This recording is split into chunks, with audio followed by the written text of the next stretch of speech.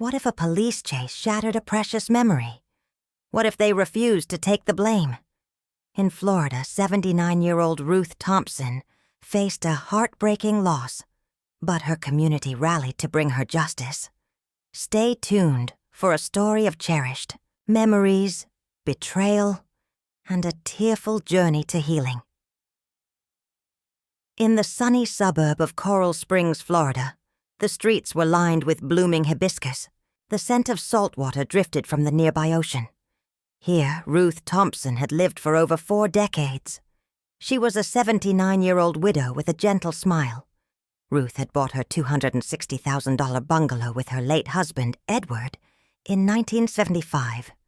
It was a home filled with love and memories.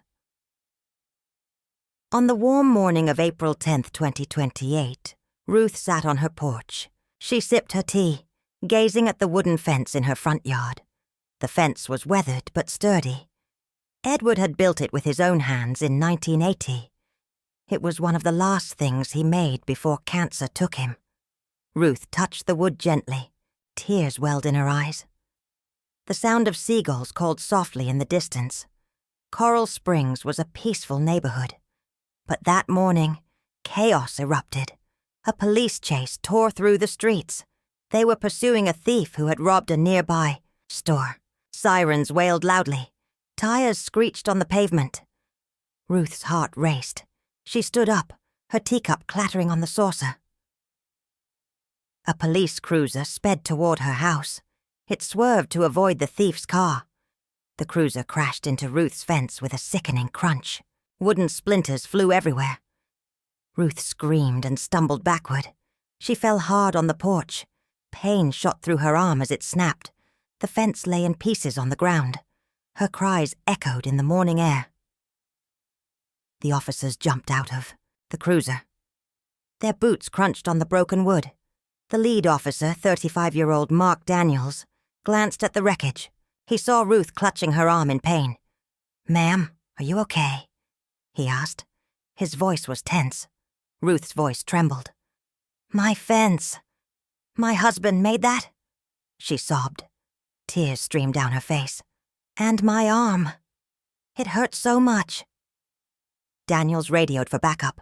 The static crackled as he spoke. "We've got a civilian down. Send an ambulance," he said. His tone was hurried. The thief was long gone. Neighbors rushed out of their homes.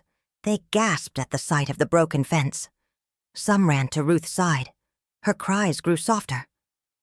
The pain in her arm was unbearable. The ambulance arrived quickly. Paramedics lifted Ruth onto a stretcher. Her arm was swollen and bruised. "It's a fracture," one paramedic said. His voice was calm. Ruth's eyes stayed on the broken fence. "Edward, he worked so hard on that," she whispered. Her voice broke. She was taken to the hospital. The splintered wood lay scattered in the yard. At the hospital, Ruth lay in a sterile room. Her arm was in a cast. The pain was dull, but her heart ached more. She couldn't stop thinking about the fence. It was where Edward had carved their initials, R and E, on their 10th anniversary. They had laughed as he worked. It was a memory she clung to in her lonely years. Now, it was gone. Tears rolled down her cheeks. The beeping of the hospital monitor filled the silence. Back in Coral Springs, the Homeowners Association took action. The HOA president, 48-year-old Lisa Carter, was a longtime friend of Ruth. Lisa had seen the police crash on a neighbor's security camera. The footage was clear. It showed the cruiser smashing into the fence. It showed Ruth falling in shock. But Officer Daniels denied responsibility. "The fence was already damaged," he claimed. His voice was cold. "We didn't cause her fall."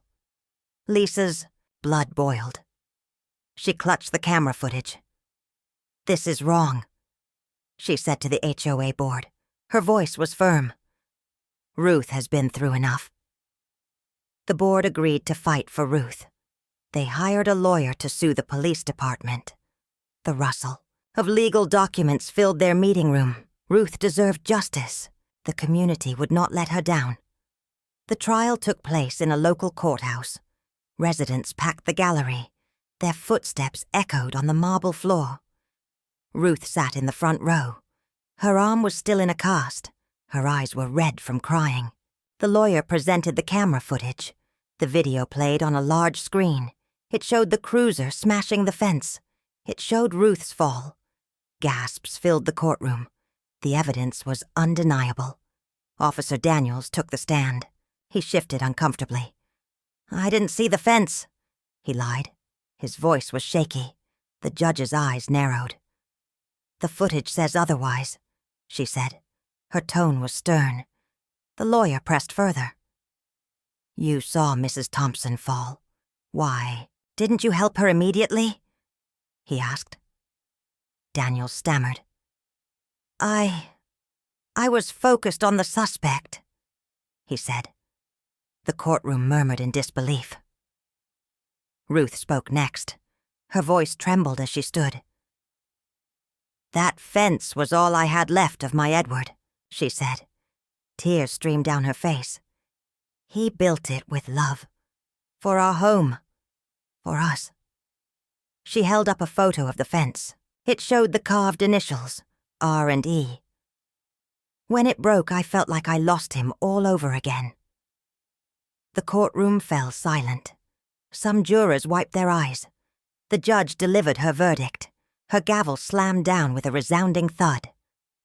"Officer Daniels, you are guilty of negligence," she declared.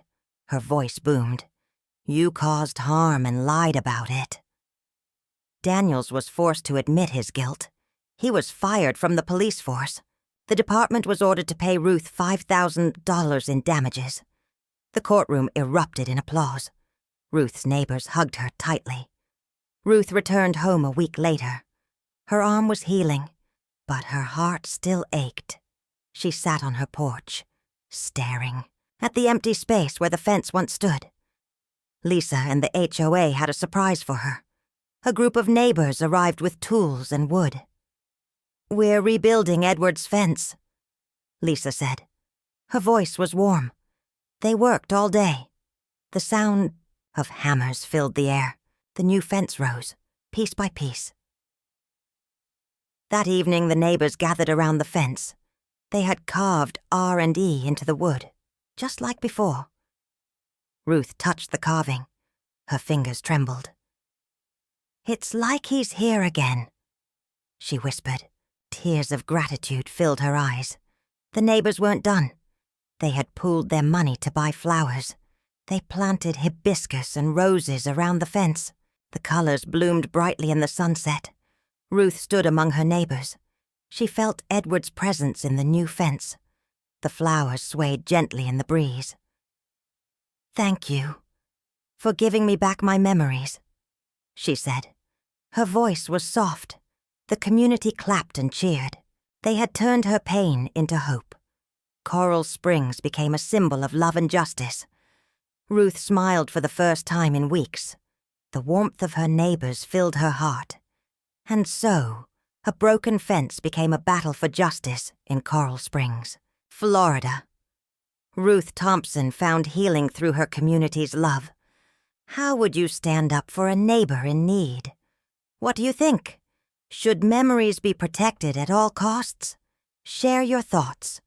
Join us next time for another tale of justice. Until then, keep standing up for what's right. Thank you for listening.